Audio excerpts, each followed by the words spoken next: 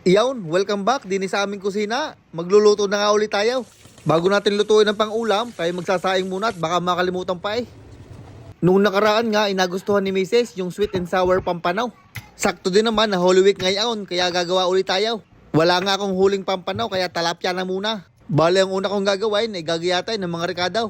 Mayroon nga ako din ng kalahating karot, gagayatin ko lang ng papagarnay. Din naman sa bell pepper, ay babahagi lang ako ng 1/4. At gayon lang din ang gayat din eh. Sa panggisa naman ay sibuyas, garni lang kadami ang gagamitin ko.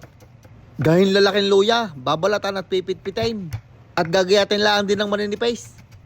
Mga 6 na pirasong bawang, pinitpit ko muna bago ko ginahit ng pinong-pinaw. Siyempre lalagyan natin ng pineapple. Babahagi lang ako ng kaunti din sa prutas ni Eloise. Bagos aray gagayatin ko lang ng garni kalalaki. Sabay subaw ng panghulay. At iyan ang mga ricado sa ating sweet and sour sauce. Din naman tayo sa talapya. Aring ang nahuli ko itisoy. Linis na nga aray, tanggal na mga laman loob, kaya tutuyuin na lang natin. Aring tilapyang aray, kasyang-kasya na sa amin, pang ulam, minsan nga'y may sobra pa. Bali tinanggal ko muna mga palikpik. Tapos aring gagawin ko, nakita ko lang sa internet, ay mukhang maganda kaya susubukan ko. Lalagyan natin ng pakpak, aring tilapya para makalipad. Hihiwain natin yung fillet, kaso hindi natin puputulin sa may ulo para maging pakpak. Basta susundan nyo lang yung tinik sa gitna. At yan, digay may pakpak na. Akin naman na rin titimplahan ng tig 123 pirasong asin at paminta. Lalamas-lamasin ko lang para kumalat yung mga pampalasa. Pagkatapos sa isang maliit na mixing bowl, naglagay lang ako ng harina at saka cornstarch. Tig 248 pirasaw. Tig 91 piraso naman na ring asin at paminta. At meron din na rin mga 95 pirasong garlic powder. Haluin ng ayos at yan ay ready na. Nagpainit na nga pala ako ng mantika din sa kawali. Medyo madami-dami at ipiprito natin ang talapya.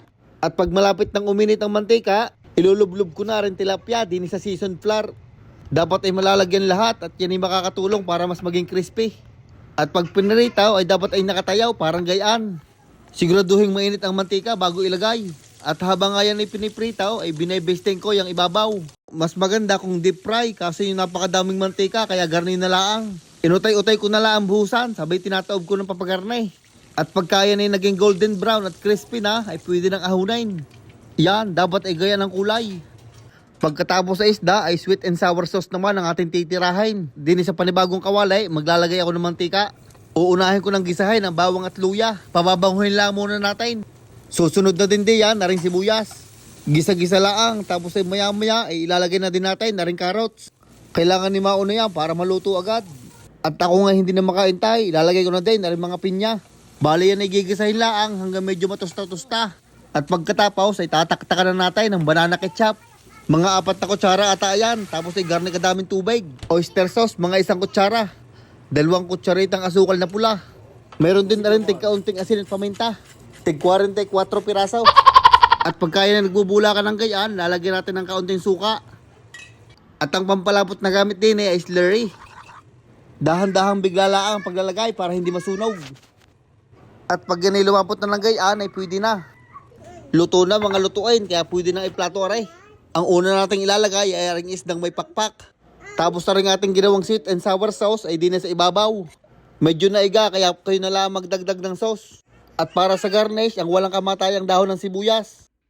At yan na nga ho ang ating flying tilapia. Lapat-lapat at lilipad na. Ayos din nga naman padala nating aray. Nagmukha din namang flying fish kahit maut daw. Ay siya ay paano, titikman na aray at nagliligalig na ang bata din ay. Ano to, fish? Look.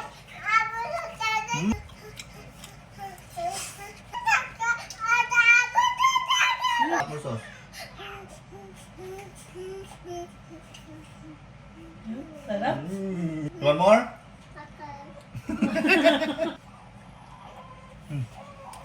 Hello, let's eat. Let's eat. Lagi. Say bye-bye.